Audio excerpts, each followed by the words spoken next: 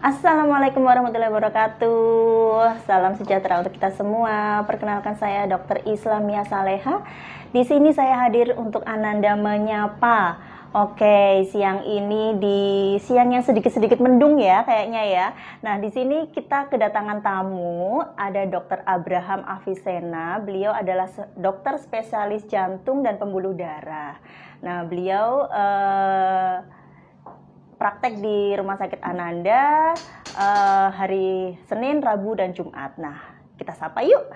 Selamat siang, dokter. Selamat siang, dokter Mia. Apa kabar, dok? Alhamdulillah, baik. Sibuk ya, dok, kayaknya hari ini ya, dok? Ya, lumayan. Oke, dok. Ini banyak yang request nih, dok. Pengen bahas tentang jantung, ya, dok. Ya. Kayaknya sih, apa ya, kepo-keponya udah berlebihan nih, dok, karena responnya sudah lumayan ya, dok. Oke, di sini kita bahas ya, dok, kita kupas tuntas ya, dok ya. Oke, nah, dok, kita bahas pertama dulu nih, dok. Sebenarnya apa sih, dok, penyakit jantung itu, dok?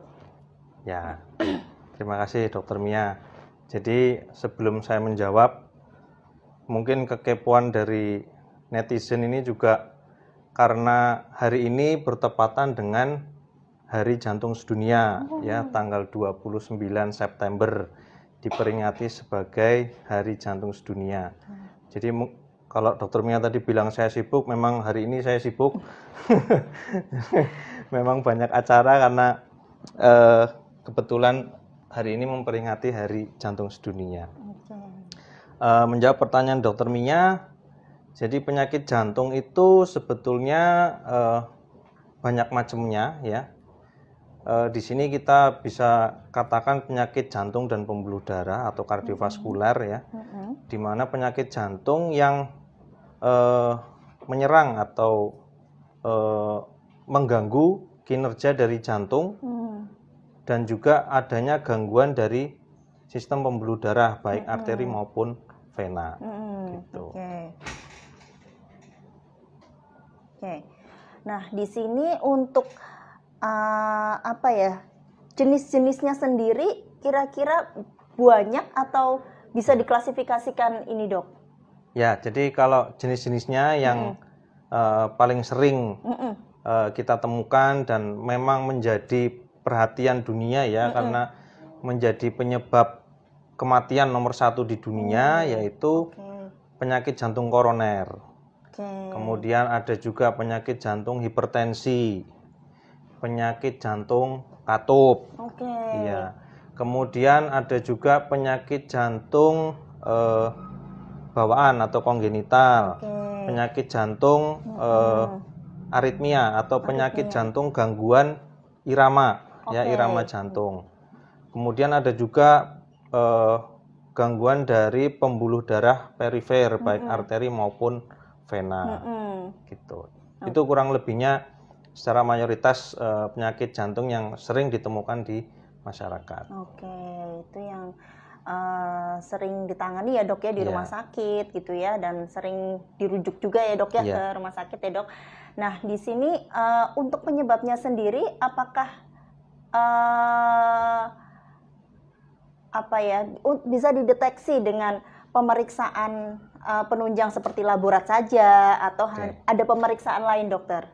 Jadi bicara tentang penyakit kardiovaskuler ya, mungkin masyarakat perlu tahu untuk meningkatkan kewaspadaan, yaitu mengenai gejala dan tanda awal ya dari penyakit jantung. Jadi ada beberapa gejala yang sering ditemukan, yaitu antara lain nyeri dada, kemudian sesak nafas, kemudian dada berdebar, kemudian tanda-tandanya juga termasuk kaki bengkak ya. Kaki bengkak ini biasanya bengkaknya dua-duanya, kanan kiri. Kemudian ada juga tekanan darah tinggi. Nah, ini banyak sekali tekanan darah tinggi di di daerah kita ya, karena daerah kita ini termasuknya hobi gurih ya. Nah, Betul banget itu dokter. Kejadiannya cukup tinggi. Oke, ya kalau dari gejala-gejala itu kan orang udah bisa warning ya dok ya. Ya, Kalau betul. saya tuh misalnya mengalami sesek, apa nih yang harus saya lakukan gitu dok, kira-kira dok. Nah di situ kira-kira ada nggak sih dok faktor resikonya atau apa ya istilahnya ya, penyebab lain yang kira-kira resiko tinggi nih saya akan kena penyakit jantung kayak gitu dok? Ya, jadi kalau sudah mulai merasakan gejala ya seperti tadi nyeri dada, sesak nafas ya, itu sebaiknya dikonsultasikan ke dokter. Apakah memang ini mengarah ke penyakit kardiovaskuler atau penyakit jantung dan pembuluh darah. Kalau memang ada kecurigaan ke sana, maka sebaiknya faktor risiko juga harus digali. Ya, faktor risiko ini ada faktor risiko yang bisa dimodifikasi atau bisa kita regulasi ya. Ada juga faktor risiko yang tidak bisa dimodifikasi ya. Kalau faktor risiko yang mayor ya, yang utama yang bisa kita modifikasi seperti tekanan darah tinggi, kemudian diabetes mellitus, dislipidemi atau kolesterol tinggi ya, itu bisa kita kontrol ya.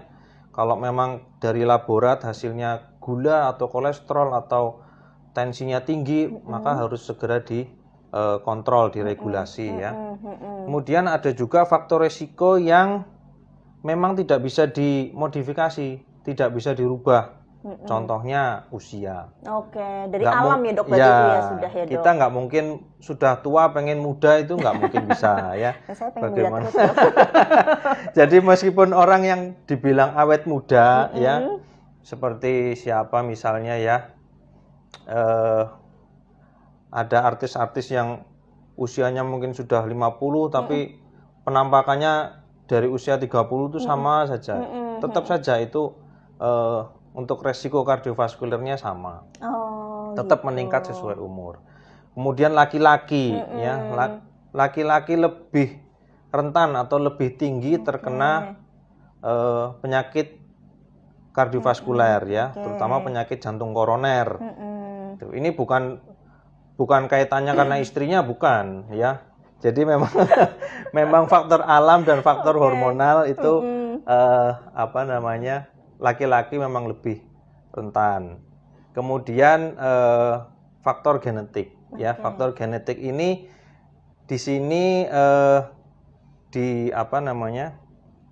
didefinisikan sebagai jika orang tua ya ada yang terkena penyakit jantung usia muda, dalam hal ini khususnya penyakit jantung koroner ya, usia muda. Jadi kalau ibu itu usia di bawah 55, sedangkan ayah itu di bawah usia 45, itu termasuk usia muda untuk terkena penyakit jantung.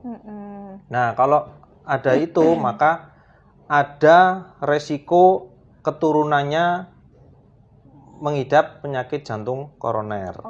Gitu. Jadi tidak berarti misalkan bapaknya kena serangan jantung usia 70, berarti anaknya punya resiko serangan jantung juga. Tidak. Secara teori itu tidak masuk sebagai faktor resiko. Gitu. Iya, memang ada beberapa yang berpikiran seperti itu ya dok ya, bahwa penyakit jantung ini nurun loh, sama seperti gula, seperti darah tinggi kayak gitu ya dok ya. Nah di sini berarti terjawab ya dok ya, bahwa memang itu salah satu faktor resiko ya, bukan suatu keturunan tapi memang faktor resiko gitu. Nah dok, saya jadi ini nih dok, tadi kan sempat membahas nyeri dada kemudian sesek ya dok ya. Saya tuh inget dok, ada tetangga saya yang pernah bilang angin duduk dok. Nah, apakah sama itu dok, seperti itu dok? Ya, jadi ini istilah yang cukup viral ya sebetulnya. Angin duduk. Nah, angin duduk itu kalau di medis, dunia medis itu disebut dengan angina pectoris. Oh, oke. Nah, ini mengarahnya adalah ke penyakit jantung koroner, terutama serangan jantung koroner. Oke, tadi salah satu jenisnya itu tadi ya dok Ya, ya? salah satu jenisnya. Jadi penyakit jantung koroner kalau yang disebut dengan serangan jantung koroner itu berarti merupakan kegawat daruratan. Gitu. Jadi pasien merasa dadanya tidak nyaman, ya, badannya mungkin juga terasa lemes, nggak karuan, kemudian ada keringat dingin, ya, jadi seperti orang masuk angin. Nah, kalau zaman dulu, ya, itu biasanya kalau lagi kerja terus masuk angin, habis gitu duduk dikeroki, ya kan? Nah, terus biasanya tuh terus bablas. Nah, itu makanya disebut angin duduk. Masuk angin terus duduk. Nah, terus duduk terus. Oke, iya. Gitu ya dok ya. Tapi kira-kira dari kerokan itu apakah memperberat dok? Ya, jadi sebetulnya kalau memang itu angin duduk ya, itu akan memperberat kondisi jantungnya. Karena dengan kerokan itu pembuluh darah itu akan melebar, ya, dan itu justru akan memperberat beban jantung. Sedangkan jantungnya sedang serangan, gitu. Ada penyumbatan yang terjadi secara tiba-tiba. Oke. Gitu. Nah, kira-kira nih dok, kalau kondisi seperti itu, kalau untuk orang awam apa nih dok yang harus kita lakukan dok? Ya, oke. Kalau nyeri dada ya yang seperti itu, maka dianjurkan pertama, jika memang keluhannya berat sekali, ya, nyeri dadanya seperti tadi, misalkan sampai keringat dingin, mual, muntah, badan lemes, ya, sebaiknya jangan menunda untuk segera ke rumah sakit, ke IGD, ya, instalasi gawat darurat. Tapi kalau misalkan nyeri dadanya tidak terlalu berat, misalkan muncul saat aktivitas, terus hentikan saja aktivitasnya, ya, direlaksasi sebentar, ya. Kalau hilang ya sudah alhamdulillah. Tapi kalau kira-kira kok kayaknya agak lama ya, 2 menit 3 menit belum ada gejala berkurang, bisa diberikan obat nitrat di bawah lidah. Oke. Gitu. Iya. Kalau masih memang tidak membaik, baru ke UGD. Oh, oke. Mungkin yang sudah punya simpenan ya dok ya. Biasanya pasien-pasien yang sudah rutin ya dok ya. Ya, biasanya kan sudah pernah nyeri dada, itu biasanya menyimpan obat bawah lidah. Nah, kalau serangan begitu, coba itu dulu. Kalau tidak membaik, baru ke rumah sakit. Dok, kalau misalnya nih dok, kan namanya orang awam ya dok ya. Di situ ngertinya badannya pegel, ininya sakit gitu ya dok ya. Terus malah minumnya anti nyeri misalnya dok, minum ibuprofen atau lainnya itu gimana dok kira-kira efeknya dok? Ya, jadi kalau memang nyeri dada, ya, nyeri dada. Nah, ini mungkin saya harus jelaskan sedikit ya. Nyeri dada seperti apa yang mengarah ke jantung, koroner, ya. Iya, dok, gimana, dok? Jadi keluhan nyeri dadanya merupakan nyeri dada yang tumpul. Tidak bisa kita tunjuk satu titik. Ya, rasanya di dalam dada, kemudian seperti tertindih atau terikat atau tertekan. Nah, kemudian ada gejala lainnya seperti tadi, mual, muntah, keringat dingin, ya. Dan akan makin memberat keluhan nyeri dadanya bila kita melakukan aktivitas. Itu akan makin memberat. Nah, kalau seperti itu, keluhan nyeri dadanya, maka jangan diberikan obat anti nyeri. Jangan ya dok ya. Jangan, malah tidak boleh. Tidak boleh. Nah. Jadi seperti ibuprofen, asam mefenamat, ya, mungkin apalagi natrium diklofenat, meloxicam dan lain sebagainya, jangan diberikan. Kenapa? Kalau memang ternyata dia itu serangan jantung, ya, itu akan memperberat. Oh gitu. Ya. Berarti si kerokan sama si anti nyeri itu ditolak ya dok ya sama jantung ya dok ya? Nggak boleh. Jadi justru berbahaya, gitu. Justru akan memperberat. Gitu. Jadi hati-hati. Berarti intinya kalau udah ada keluhan seperti itu, apalagi sudah jelas faktor resikonya ya dok ya, segera ke IGD aja ya dok ya. minimal periksakan ke dokter umum dulu. Ya, Nanti terdekat supaya ya, Dok. ya, Heeh. supaya bisa dipilah, oh ini kegawatan atau tidak. Oke. Ya. Nah, gini Dok. Ini tadi kan macam-macam ya Dok ya penyakit jantung ya Dok ya. Tadi dokter menyebutkan ada yang kakinya bengkak dua-duanya ya Dok ya. Nah, itu apa Dok bedanya sama yang bengkaknya cuma satu Dok? Oh iya. Dan itu jenis apa tuh Dok? Oke. Oke. Jadi di sini yang saya maksud kaki bengkak itu karena adanya gagal jantung. Ya. Oh. Jadi dari semua jenis penyakit jantung tadi yang saya sebutkan di awal, ya, kalau itu tidak bisa kita kontrol, ya, atau istilahnya kebanjur, ya, itu bisa terjadi namanya gagal jantung, di mana pompa jantung itu terganggu. Oke. Nah, sehingga bisa terjadi penumpukan cairan. Ya, betul. Nah, yang paling bawah dari organ manusia adalah kaki. Iya, sesuai gravitasi ya, Dok Ya, ya? sesuai Oke. gravitasi, karena air mintanya di bawah. Gitu. Nah, sehingga akan bengkak di kaki, di tungkai. Nah, itu kalau dari gagal jantung, itu dua-duanya, kanan kiri, dan biasanya kalau ditekan itu akan cekung. Nggak balik ya Dok ya? Ya, berarti sebelum Dok? dia nantinya kembali lagi, itu cekung dulu. Oke. Nah, bedanya kalau yang cuma satu, bengkaknya cuma satu, itu kemungkinannya banyak. Bisa apa namanya? Infeksi, ya. Di apa namanya? Bawah kulit, ya. Bisa juga ada penyumbatan pembuluh darah vena. Pembuluh darah vena itu pembuluh darah yang membawa darah dari organ-organ kembali ke dalam jantung. Kalau dalam hari ini kaki, ya, dari kaki menuju ke jantung. Nah, itu kalau ada sumbatan maka di bawah akan bengkak. Biasanya satu tok. Oh gitu. Nah, itu penanganannya beda ya Dok ya? Beda. Gitu, beda. Kalau yang gagal jantung kita harus mengobati gagal jantungnya. Tapi kalau yang cuma sebelah yang penyumbatan pembuluh darah, maka pengobatannya adalah dengan obat-obatan pengencer darah. Supaya sumbatannya itu bisa larut. Oke, iya. Nah, itu untuk deteksinya sendiri gimana Dok? Apakah misalnya kan bisa dengan rekam jantung aja atau dengan pemeriksaan lain dokter? Yang gagal jantung Iya, ya? yang gagal Ya, jantung. jadi yang gagal jantung itu sebaiknya diperiksakan ke dokter, ya, karena gagal jantung itu merupakan sindrom. Sindrom itu kumpulan dari beberapa gejala dan penyakit. Memang gejala yang utama adalah sesak nafas, gitu. Tapi ada gejala lain dan tanda-tanda lain yang memang harus diperiksa.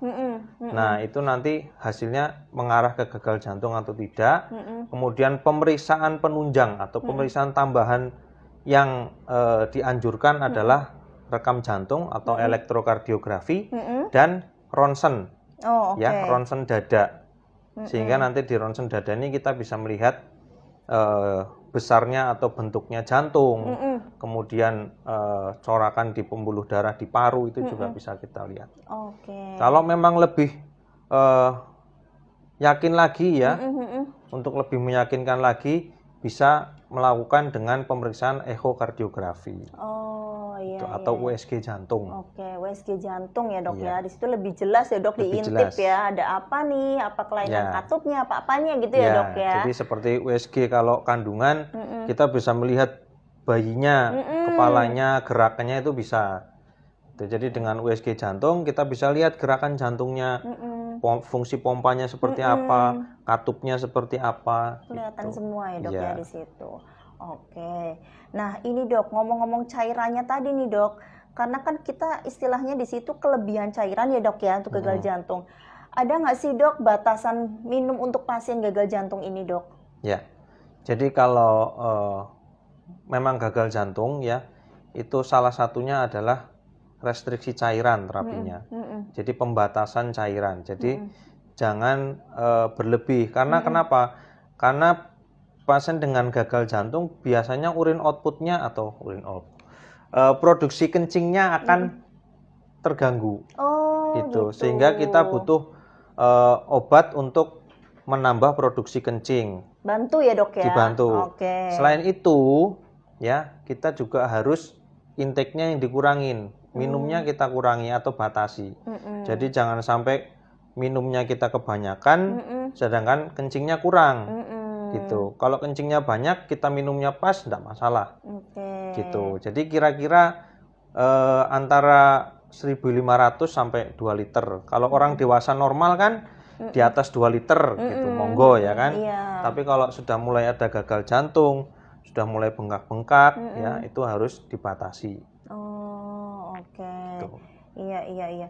Berarti memang orang gagal jantung itu beda banget ya dok sama penyakit yang tadi pertama kita bahas yang nyeri dada ya. Iya. Karena di sini si gagal jantung cairannya ya dok ya, Iya. karena pompanya yang nggak kuat sehingga Iya. cairannya ngumpul gitu, dan itu membatasi si cairan yang masuk ya dok ya. Nah betul. itu apa yang sering kita sebut dengan balance cairan ya dok ya. Jadi Ya, jadi kalau biasanya pasien dengan gagal jantung bengkak-bengkak semua, rawat inap ya, kita beri obat ya untuk buang kencingnya, buang cairannya.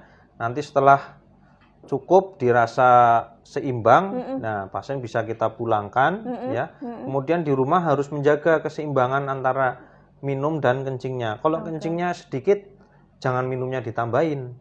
Nah itu kadang-kadang ada. Iya betul. Saya minumnya sedikit jadi kencingnya sedikit jadi saya minumnya saya banyakin. Padahal dia gagal jantung, akhirnya bengkak lagi. Oke, Gitu. iya. Nah itu berpengaruh juga nggak dok terhadap pembatasan aktivitas dok? Ya, otomatis kalau gagal jantung berarti pompa terganggu. Sedangkan jantung itu berfungsi sebagai motornya manusia. Kalau motornya terganggu, maka harus dibatasi juga aktivitasnya sesuai dengan kondisi klinisnya. Kalau memang masih sesek ya jangan dipaksa. Intinya begitu. Kalau sudah baik, seseknya sudah sangat minimal ya, harus melakukan aktivitas, entah jalan, entah naik sepeda, ringan-ringan saja. Jangan lari ya dok ya, mungkin ya dok. Oke. Kalau berenang itu masih boleh nggak dok? Nah, kalau berenang untuk orang gagal jantung sih kalau saya pribadi tidak saya sarankan. Oh gitu ya dok. Karena bagaimanapun satu, renang kondisinya di air itu pasti lebih dingin, ya bisa meningkatkan beban jantung juga. Kemudian kalau ternyata lagi renang terus terjadi sesak, air itu bukan habitatnya manusia. Oh iya betul. Jadi bahayanya justru nanti bisa tenggelam. Nah betul. Gitu. Kita di darat ya dok, hidupnya ya dok. Kita di darat, bukan katak ya. Oke dok, bahaya dok, bukan ya dok. Iya dok. Nah ini dok, kalau tadi ya dok ya nyeri dada tuh kan ada faktor resiko dok. Sedangkan kalau untuk gagal jantung sendiri ada faktor resikonya nggak dok? Ya, gagal jantung sebetulnya faktor resikonya sama dengan penyakit jantung lain. Iya. Karena gagal jantung merupakan akibat dari perjalanan penyakit jantung itu sendiri. Berarti itu bisa saling berhubungan ya dok ya? Jadi misalkan orang penyakit jantung koroner tidak terkontrol ya nanti ujungnya gagal jantung. Orang hipertensi tidak terkontrol ujungnya bisa gagal jantung. Penyakit katup tidak terkontrol bisa gagal jantung. Ya. Gitu. Ya berarti pemirsa untuk faktor risiko yang memang bisa dimodifikasi seperti hipertensi, DM, kemudian kolesterol betul ya, trigliseridnya tinggi, itu benar-benar harus dijaga ya dok ya. Nah di situ dengan periksa kontrol, minum obat ya dok ya. Apalagi sekarang kan sudah banyak prolanis ya dok ya. Nah itu bisa banget tuh untuk mengontrol, kita rutin cek darah, rutin cek tensi, minum obat ya, itu sangat membantu. Nah terus dok, saya agak ininya yang tadi dok, untuk penyakit katup dok. Kalau penyakit katup itu tadi kelihatan juga nggak dok yang misalnya pakai USG itu tadi dok? Kelihatan justru ya, dok, ya? Penyakit katup itu nanti akan lebih banyak evaluasinya di ekokardiografi. Oh gitu. Karena kalau dari pemeriksaan kita hanya mendengar bising jantungnya, tapi seperti apa bentuk katupnya, kelainan apa persisnya itu nanti harus dipastikan dan di evaluasi dok. Bukan di stratifikasi, dinilai seberapa berat gangguannya begitu. Jadi misalkan ada katup yang menyempit, ya, penyempitannya berat atau tidak itu dilihat dari ekokardiografi. Gitu. Kalau penyakit katup itu biasanya gejalanya apa ya, Dok? Gejalanya biasanya lebih banyak langsung ke gejala gagal jantung. Oh, malah gitu ya, Ya. Dok. Oke. Gitu. Iya, ya. Berarti termasuk yang sesek itu tadi ya, Ya, sesek bengkak ya, itu ya, Dok ya, ya. betul. Oke. Nah, di situ kalau sama si penyakit jantung bawaan itu sama nggak, Dok? Beda. Oh, beda ya, Jadi Dok kalau ya? penyakit jantung bawaan itu penyakit jantung yang dari lahir. Iya. Jadi dia ada gangguan pembentukan jantung ya dari masa janin.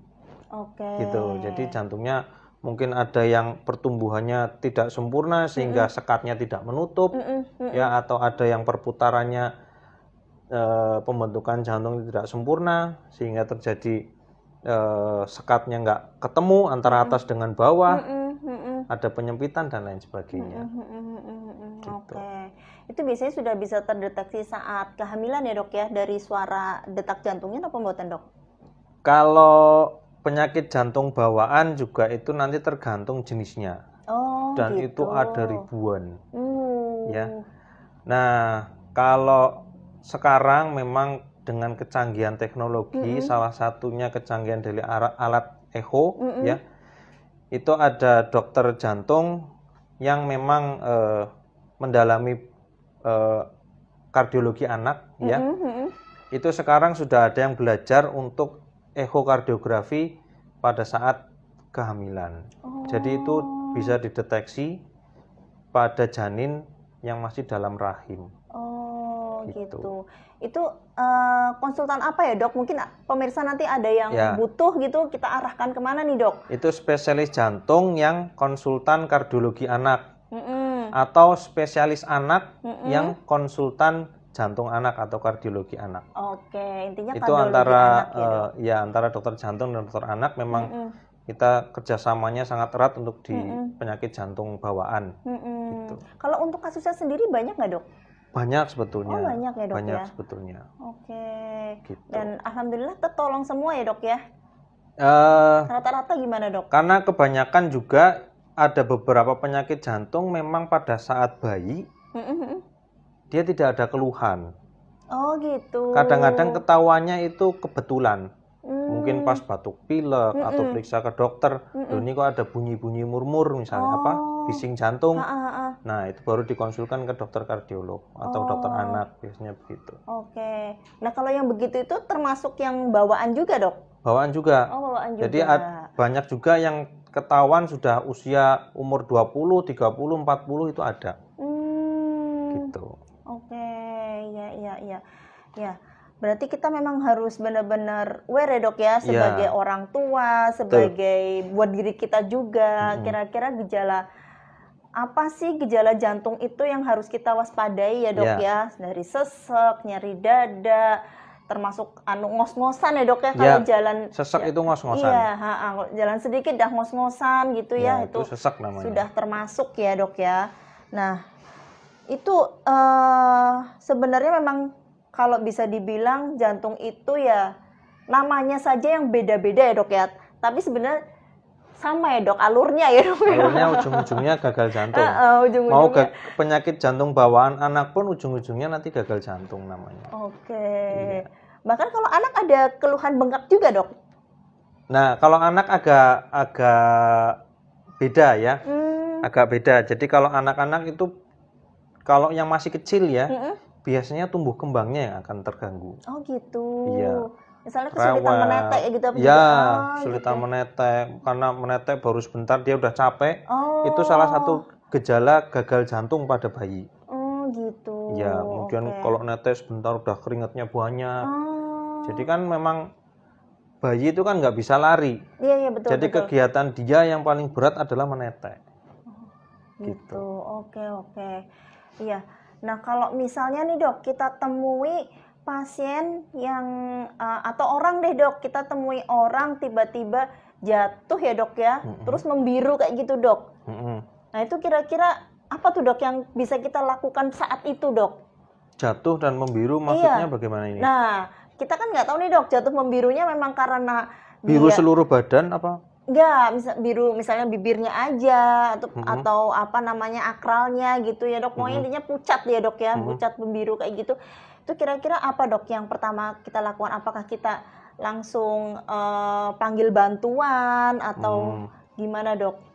Kalau membiru itu biasanya berarti ada hipoksia ya atau kekurangan oksigen. Betul. Nah, kalau pasien tiba-tiba sampai jatuh ya, apalagi misalnya orang sudah dewasa ya, ada kemungkinan ini henti jantung. Ya, gitu. maka ya harus kita lakukan bantuan hidup dasar kalau itu. Iya, jadi memang sekarang BHD juga sedang digalakkan bahwa orang awam pun harus bisa BHD. Gitu. Iya. Jadi apa namanya? Sepertinya juga di instansi-instansi yang pemerintah gitu sudah tersedia alatnya ya dok ya. Iya. Untuk alat-alat bantuan hidup ya dok. Betul. Nah itu tinggal nunggu perintah ya dok ya kayaknya terus dikejutkan gitu ya dok ya. Oke ya. Nah itu dok apa namanya? Kalau untuk pengobatannya sendiri dok. Terutama kita ya dok ya yang di tingkat lanjutan ya dok. Nah, kapan sih dok kita harus merujuk ke tingkat yang lebih lanjut atau yang kapan sih kita apa istilahnya ya cukup kita tangani di sini kita evaluasi hingga membaik kayak gitu dok. Oke, jadi kalau pasien dengan keluhan nyeri dada misalnya ya, kita memang curiga kalau itu penyakit jantung koroner maka harus dirujuk ke dokter spesialis karena itu nanti harus dipastikan lagi ada pemeriksaan penunjang dan memang harus dikontrol ya.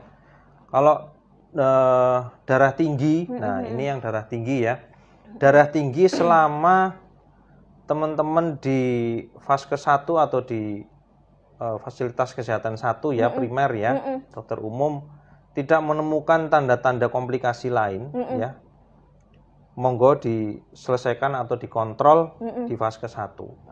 Tapi kalau sudah mulai ada misalnya pasiennya kok keluhannya cepat capek ya, kemudian didengarkan kok iramanya tidak teratur misalkan mungkin juga sudah di ronsen atau di rekam jantung ya, di FKTP kan juga bisa. Kok ada kecurigaan penebalan otot jantung atau pembengkakan, nah itu silahkan dirujuk. Gitu. Sebaiknya dirujuk. Oke, iya. Nah, ini dok, saya jadi ingat dok, terkait tadi ya dok ya, irama jantung yang tidak teratur.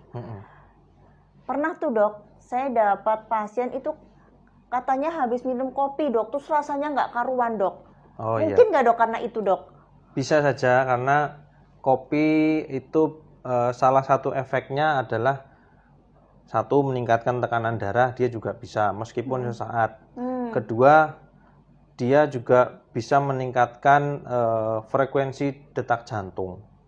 Ya jadi kalau memang basicnya ada potensi terjadi gangguan irama, hati-hati kalau minum kopi. Bisa terpacu, gitu, terpacu dan terpicu.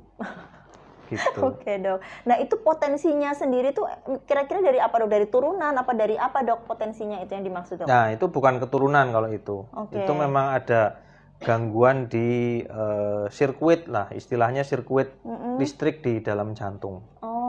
Gitu. Kalau sudah pernah minum kopi kok terus deg-degan, berdebar kenceng ya, kemudian alhamdulillah bisa sembuh. Kalau bisa jangan minum kopi lagi, supaya tidak kumat. Gitu. Karena resiko kumat pasti ada berarti. Berarti jangan coba-cobanya banyak ya dok ini ya kalau sakit jantung ya dok. Soalnya jantung itu benar-benar motornya ya dok ya, motornya tubuh kita sehingga benar-benar harus dijaga. Jangan sampai terjadi keluhan-keluhan seperti yang sudah disebutkan tadi, sesak, nyeri dada, keringat dingin ya. Nah, itu kita udah harus aware banget, udah buru-buru ke IGD aja gitu. Nah, dok, kalau sejauh ini nih, dok, kira-kira tipsnya apa nih dok yang perlu kita apa ya, kita jaga untuk kesehatan jantung kita, Ya. yang bisa kita ringan lah dok, yang bisa kita Oke, ambil. jadi untuk awam ya. Jadi yang pertama adalah harus cek kesehatan secara rutin. Oke, rutinnya tuh kira-kira berapa, sebulan sekali atau gimana dok? Kalau kondisi sehat ya, usia di atas 40, silakan untuk periksa minimal tensi dan laborat, kolesterol, gula darah ya, itu 6 bulan sekali. 6 bulan sekali 6 bulan ya. Kemudian enyahkan asap rokok. Oke. Ya, jadi baik perokok pasif, aktif betul. dan perokok pasif itu sama-sama jeleknya. Betul. Ya. Kemudian apa namanya? Olahraga teratur. Ya, olahraga teratur, kemudian istirahat yang cukup, ya, dan kontrol stresnya. Gitu. Nah, kalau cewek tuh kayaknya susah ya dok ya ngontrol stres ya dok ya, bener nggak sih dok? Oh sama, ya, kalau itu nggak cuma cewek doang, cowok dan cewek semua ya. Apalagi apa namanya, zaman sekarang ini perubahan sangat cepat ya, itu pasti semua orang akan stres. Kayak kemarin ada BBM naik sudah stres semua. Aduh, pasti. Demo ya dok. Itu udah stres semua itu. Ya, cuma bagaimana kita mengontrol stresnya. Betul. Nah, itu yang dimaksud. Betul, iya, oke dok. Nah dok, sepertinya sudah ada penanya nih dok. Kita mulai ya dok ya. Untuk penanya pertama, dok, apakah penyakit jantung bisa menyebabkan sesak gitu? Oke, dijawab dulu ya dok ya, yang pertama. Jadi sesak yang dimaksud, jadi gimana ya saya ngomongnya ya. Jadi yang definisi sesak ya. Iya, betul. Definisi sesak itu pasien yang di mana kita itu merasa haus akan udara. Bahasa Jawanya itu air hunger ya. Jadi haus udara atau shortness of breath. Jadi nafasnya pendek-pendek. Sehingga penampakannya itu ngos-ngosan.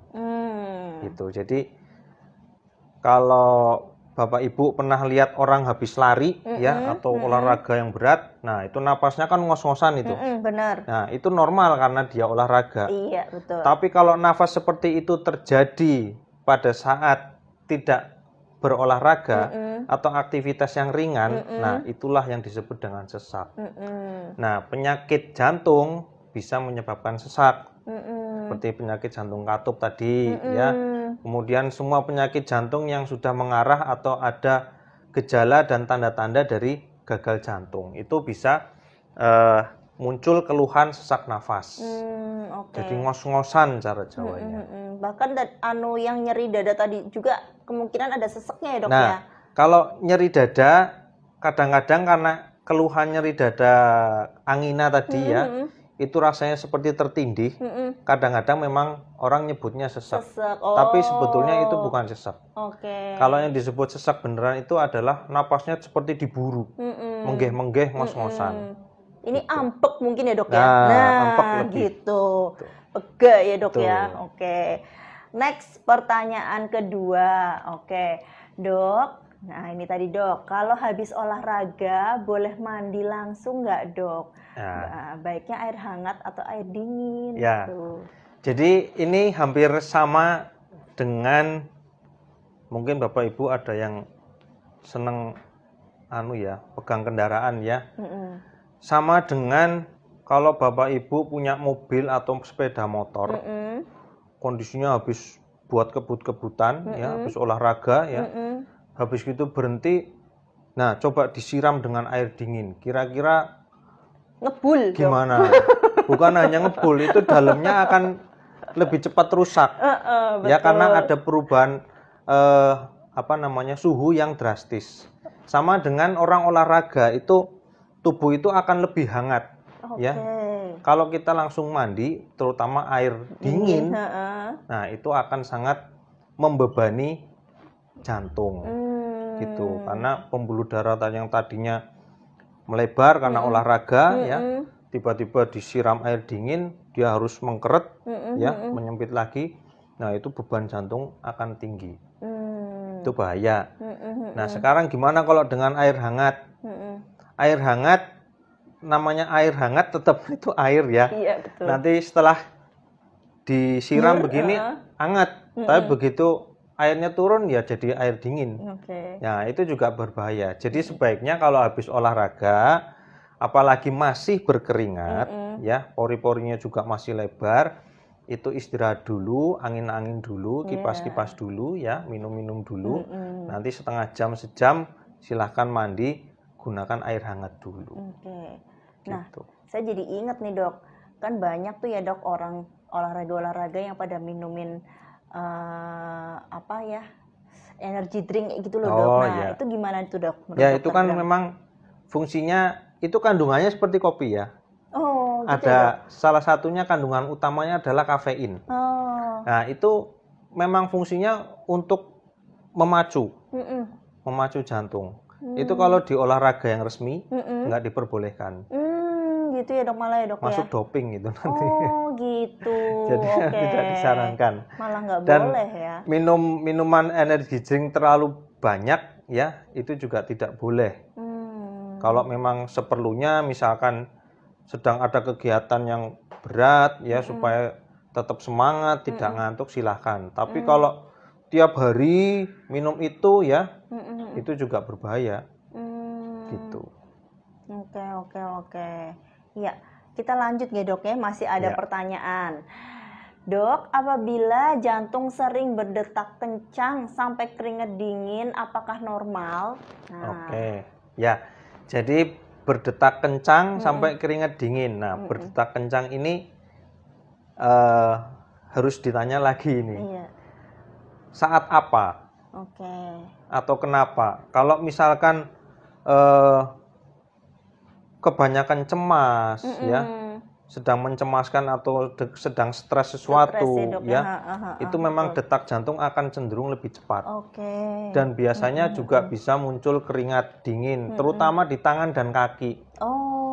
Ya, seperti saya saat ini ya, itu saya mengalami keringat dingin di tangan dan kaki.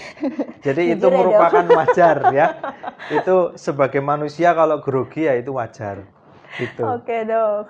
Jadi tergantung bagaimana dia munculnya. Kalau pikiran tenang, lagi nonton drakor saja misalkan ya, tidak sedang tangis-tangisan, kok tiba-tiba berdetak kencang ya, sampai keringat dingin, badannya lemas, hati-hati, kemungkinan memang itu ada masalah irama. Silahkan periksakan. Gitu. Paling nggak rekam jantung ya dok, kelihatan ya itu dok, yang paling utama. Ya. Next, masih ada lagi dokter. Nah, dok, untuk suntik vitamin C nih dok, apakah bagus untuk pembuluh darah? Nah, lagi happening banget loh dok buat cewek-cewek dok, biar. Iya dok. Jadi saya ingat perkataan dari guru saya, Prof. Budi, itu di Harapan Kita ya.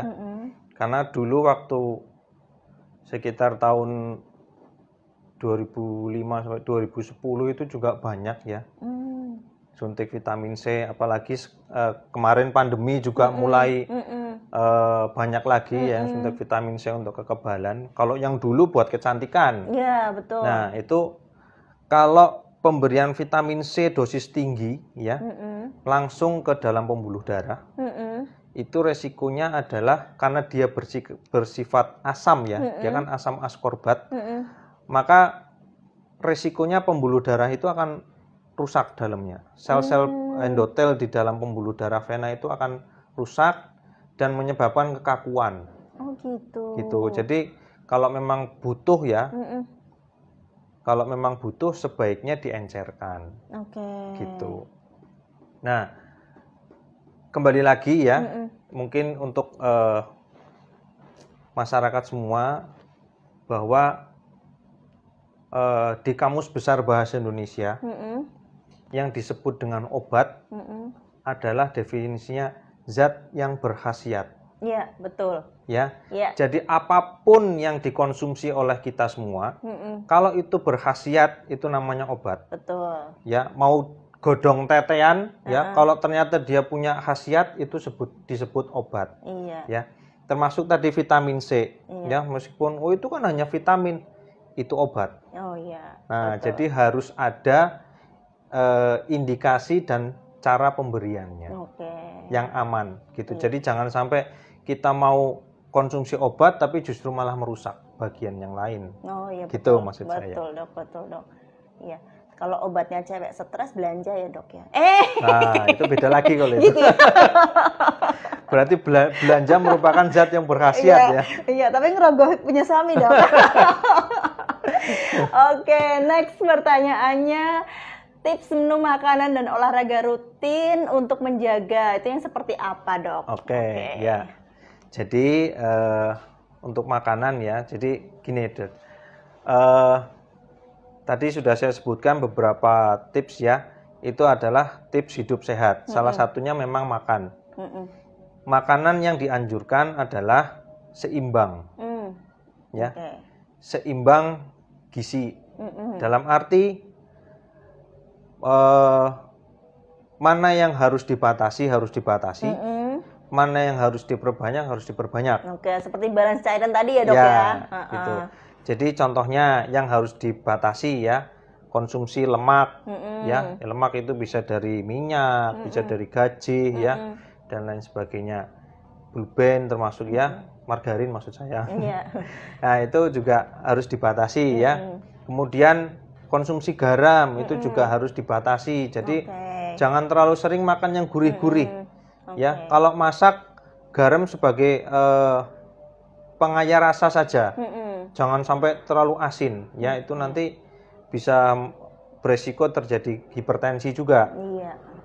Nah, kemudian apa yang diperbanyak yaitu buah dan sayur. Karena buah mengandung vitamin, mineral dan antioksidan.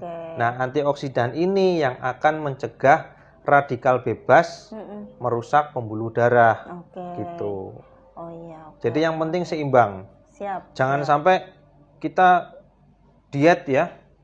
Saya mau sehat jantungnya, terus diet tidak makan, tidak konsumsi minyak sama sekali, tidak konsumsi karbohidrat sih nggak mungkin kayak ini ya. Tidak konsumsi minyak sama sekali itu juga nggak boleh. Nanti salah gizi. Gitu. Iya. Saya ada pasien loh dok nggak konsumsi karbohidrat sama sekali dok. Lemes bener dok. Iya lemes.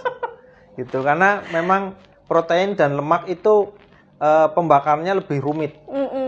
Tidak secepat karbohidrat. Gitu. Ya. Wah banyak sekali ya dok ya ilmu yang sudah didapat ya dok ya. Coba saya ambil kesimpulan ya dok ya. Jadi memang penyakit jantung ini sebenarnya beragam ya dok ya. Beragam dan banyak sekali jenisnya. Nah diantaranya itu seperti penyakit jantung koroner, jantung katup, kemudian kelainan bawaan, hipertensi, gagal jantung ya dok ya, dan lain-lain. Nah di situ juga masih ada cabang-cabangnya ya dok ya, buahnya ya dok ya. Nah di situ pada intinya penyakit jantung itu merupakan penyakit yang mengganggu kinerja jantung dan pembuluh darah. Nah di situ ada istilahnya ya faktor resiko yang memang bisa dimodifikasi dan tidak. Itu yang tadi sudah saya sebutkan, yang bisa dimodifikasi berarti yang bisa terkontrol. Yaitu seperti hipertensi, gula, kolesterol, yaitu yang bisa terkontrol ya dok ya. Kalau yang tidak bisa terkontrol berarti yang sudah bawaan alam, yang usia, genetik, jenis kelamin laki-laki tadi ya dok ya. Nah itu yang memang sudah kodrati walaupun operasi kelamin ya dok, tetap ya dok. Tetap ya laki-laki kodratinya ya dok. Nah di situ termasuk penyakit tadi yang sudah disebutkan yaitu yang nyeri dada itu tadi, angin duduk ya dok ya. Nah itu harus kita waspadai bahwa gejala-gejala seperti nyeri dada, sesek, kaki bengkak itu harus segera ditangani gitu ya. Ditanganinya dengan apa? Bisa dengan ke vaskes atau dokter terdekat ya dok ya, Iya. atau bisa langsung ke rumah sakit nanti untuk ditindaklanjuti seperti rekam jantung. Bila perlu memang kondisinya gawat darurat ya akan dirawat inapkan untuk Ya, dipantau betul. ya dok ya, Betul. termasuk dicek balans cairan tadi itu gitu. Nah untuk tips-tipsnya tadi itu dengan menjaga pola makan, kemudian mengontrol stres ya dok ya, Ya. istirahat cukup, terus cek rutin ya dok, 6 Ya. bulan sekali itu haruslah, paling enggak tuh tensi itu harus kita ngecek karena semakin bertambahnya usia semakin beresiko ya dok Betul. ya, begitu ya. Oke, kira-kira seperti itu nggak dokter untuk kesimpulan kita pada siang hari ini. Nah, di sini saya juga ingin memberitahukan dokter bahwa kita sekarang sudah ada klinik psikologi dokter. Itu ya dokter ya. Ya. Sudah terpampang nyata bahwa kita tuh ada klinik psikologi, di situ kita ada konseling ya dok ya, tes kecerdasan, kemudian ada terapi juga dok di situ dok. Psikotes ya. Ya, betul. Dan itu kita biasanya janjian nih dok sama psikolognya gitu. Kira-kira kapan ya kita bisa konsultasi tentang psikologi gitu. Oke, dan kita juga punya Ananda Home Care dokter. Jadi kalau misalnya ada keluhan-keluhan yang kira-kiranya memang pasiennya sudah lemes nih, sedangkan tidak bisa dibawa ke ini, biasanya kita bisa dengan Ananda Home Care dulu dokter, dicek dulu, kalau memang harus dibawa ke rumah sakit, kita jemput pakai ambulan dokter, gitu. Yang sudah seperti itu, sehingga pasien juga dapat segera tertangani, ya. Kita istilahnya berkah lah ya dok ya, membantu sesama, gitu dokter. Oke, kira-kira begitu nggak dokter G? Matur nuwun sangat sudah meluangkan waktunya di tengah kesibukan yang sangat sibuk ini. Terima kasih dalam rangka sama-sama. Hari Jantung ya dok ya. Ya, Oke. Hari Jantung ini digunakan untuk memberikan info yang banyak buat masyarakat. Alhamdulillah, semoga berkah ya dok untuk kita semua. Amin. Dan semoga acara peringatan Hari Jantung juga berjalan lancar ya dokter G. Amin. Ya, terima kasih dokter. Oke. Sahabat Ananda, terima kasih sudah menyaksikan acara Ananda Menyapa. Kita akan berjumpa lagi di lain waktu dan di lain kesempatan dengan dokter-dokter spesialis kami. Terima kasih, selamat siang, salam sehat selalu.